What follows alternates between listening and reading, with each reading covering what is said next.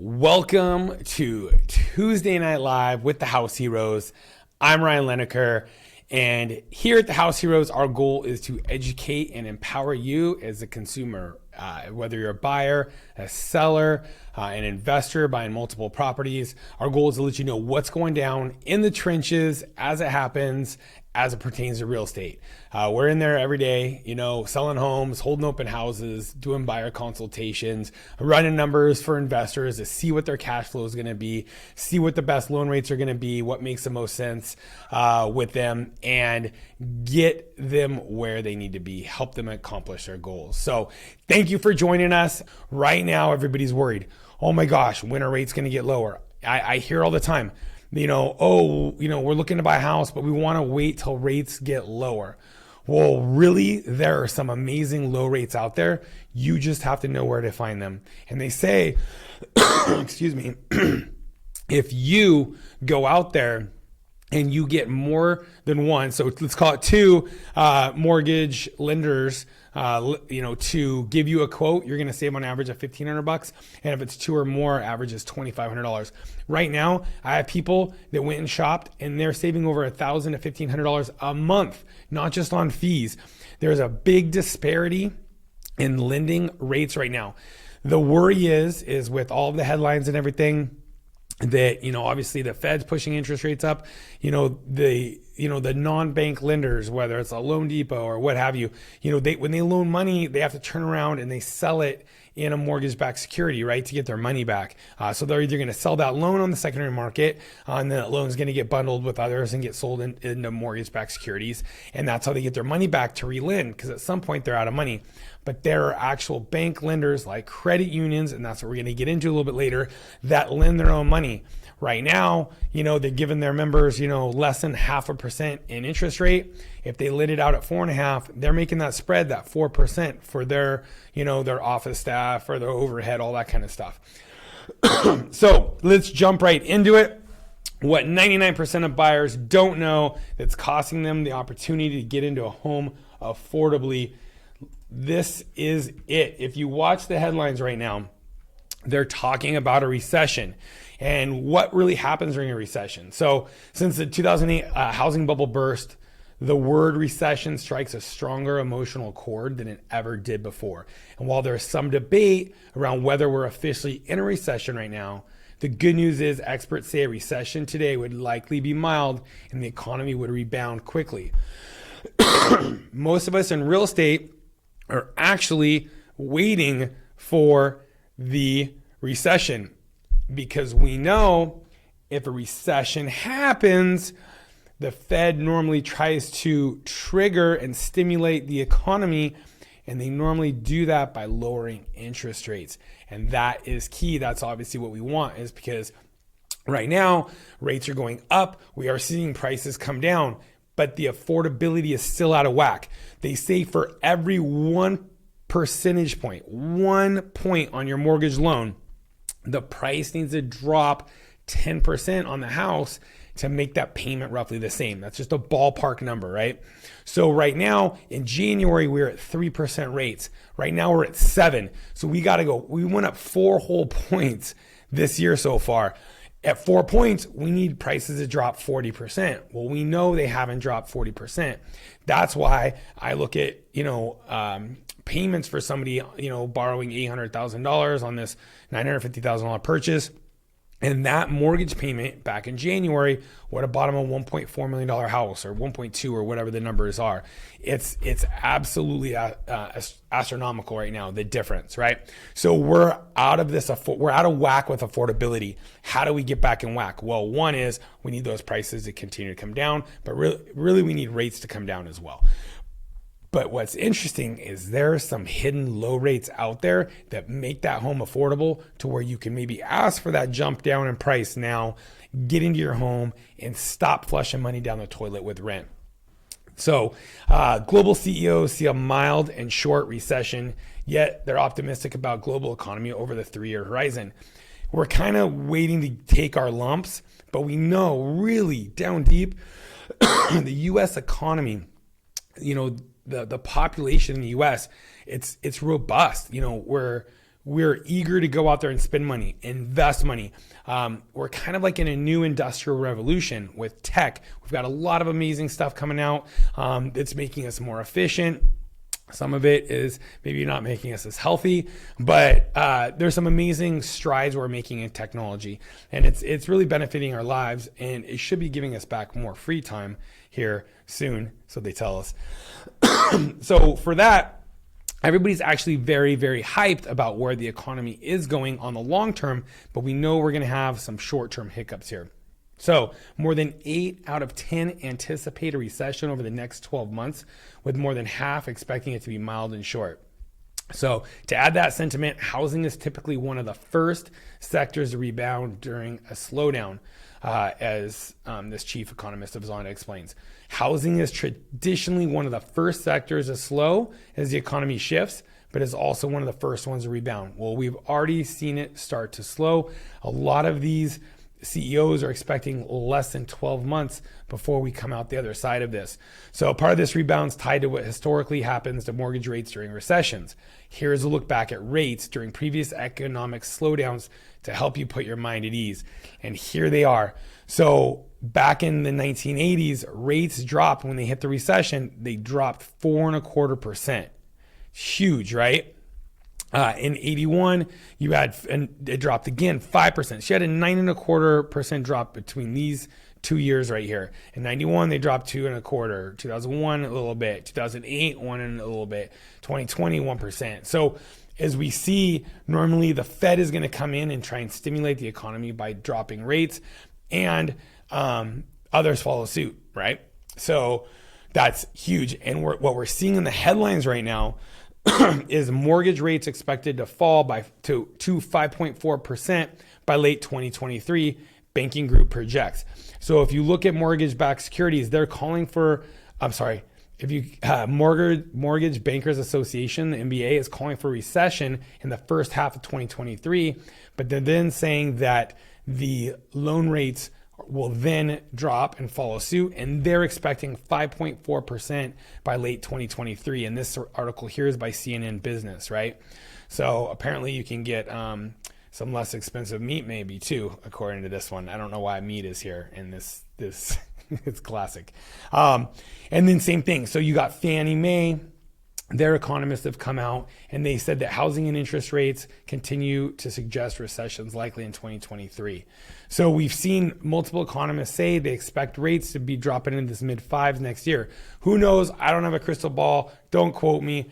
I don't know what they're going to be, but you've got a lot of very smart economists saying that they expect the recession, I feel like we're in it now, to get worse and roll through into next year and grow as a larger recession. And as such, on the back end of that, they're going to need to stimulate it by lowering interest rates. And they expect mortgage-backed securities to follow suit and rates to drop. So how do you take advantage of this now? What does this mean to you? Well, right now, if you're in the market to buy a home, you need to go out and you need to look at a couple different credit unions. Now, credit unions, they've got members, right? So not everybody can be a member of any credit union. So some, they're only towards teachers. Some it's only towards firefighters. Some it's only employees of Boeing. Some it's only, you have to be in the military, like Navy Federal, for example. Some of them, you have to be a teacher, like I talked about. Some of them have amazing rates. Right now, I know I've got a client locked on a teacher's.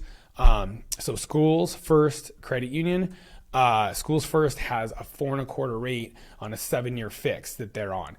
So it's a 7-year fixed interest rate. After that, it's adjustable. So it's a 7/1 ARM adjustable rate mortgage. But when you look at this data, why would you take a 7% 30-year fix today, right? So these numbers, I think today's mortgage rates, this Emmy clipped this here from Optimal Blue, I believe. So they were showing it's roughly 6.7. I know Friday when Troy did it on our Real Estate Daily, and if you don't watch Real Estate Daily on YouTube, you're missing out. Definitely, when we're done watching this one, go onto YouTube, look up the House Heroes, and subscribe and turn your notifications on for Real Estate Daily. It brings you all the news in real estate in 10 minutes or less every day. It's a good listen. But so rates are around 7% right now. You can get rates at Schools First in the low 4s.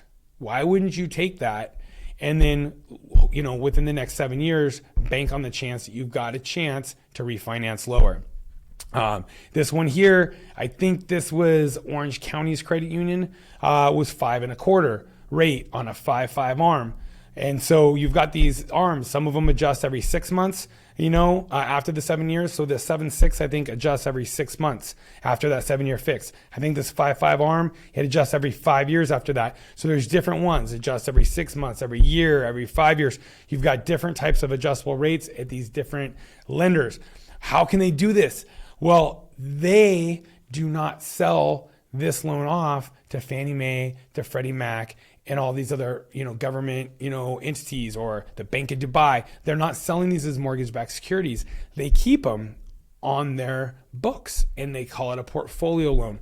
And so what happens is they take their money from their depositors, right? Their credit union members. They take the money, they give them peanuts for it, and then they turn around and lend it out to you. But because they're still making a good spread for them, in this case, 5% on the money that they're getting, they make, right? So that keeps their doors open. And because they're not for profit, like a typical Chase Bank is with shareholders and need to drive all this value, the members are the owners in most credit unions, right? So they're not out there trying to get astronomical profits. So they can do programs like this that benefit your buyers, that benefit their members. And what's amazing is some of these loans, they've got 3% down. I know for a while, Schools First, I don't know if they still have it, they had 100% financing. And everybody's like, shoot, this is a pretty good program. It was better than FHA, even with some of their expenses and stuff. So you need to make sure you're shopping right now. You need to look at credit unions, but you have to know not all credit unions are the same. I called my credit union today. Their adjustable rate, 7-year adjustable rate, was, I think, 7%. Same as a 30-year fix, maybe even more. Didn't make sense. If you go to a non-bank lender, I've talked to a few, their adjustable rate mortgages are roughly the same as a 30-year fixed. It doesn't make sense. You're not getting a benefit for taking that adjustable rate. But there are gems out there and you just need to do a little digging. If you have any questions, definitely hit me up. I can help you search for ones in your area. So I know Orange County has a bunch of them. I think even Connecta had a lot of zip codes here locally. So, and I think they had stuff at 5.25 or something. So there's definitely some great ones out there. Jackie Meebin, that's my credit union. They have awesome products for members and better rates for sure. So yeah, it's awesome. Schools First has even started doing FHA loans. Yeah, right now, obviously FHA is higher. It's insured by Fair Housing Administration, HUD, and I think they still sell those in the secondary market, where these adjustable rates right now, because they're so much further below the market pricing, they're keeping them, or at least most of these credit unions are. So, and then before, your 5 or 7 years, your goal is to refinance into something else. And at the same point, a lot of people, you look back to 2008, the average time somebody spent in a house back in '08 was roughly 5 to 7 years, right? Now we're hitting 10 to 12 years on average. We're staying in our homes, but there's a good chance that people with higher rates stay, they're not giving up that 2.75% rate. So there's a higher likelihood that they will move a little more often. So the chance that you move or refinance within that 7 years is very, very high. But you have to look at your own personal situation and know what type of risk tolerance do you have. Who knows where rates are in that 7 years or in 3 years or 4 years or next year. But if you listen to these economists that I'm listening to, they're saying that there's going to be a really good opportunity to get into that 30-year fixed in close to what this adjustable rate mortgage is now. So maybe you take advantage of the winter buying season where there's less buyers out there. Go in there, get a steal on that house, and then turn around and refinance once those rates hit. Maybe into the next year, maybe after that. I don't know. Don't have the crystal ball. Can't predict it. Not quoting you when it's going to happen. But most economists think you're going to have a very good shot at doing so. So bottom line, history shows you don't need to fear the word recession when it comes to the housing market, because we know normally the real estate market does very well through a recession and stays strong. And then if you have questions about what's happening today, let's chat. Feel free to DM us like I was talking about, or again, comment on this. So Trunks, Ryan, stop sharing the secret. You're adding to my competition.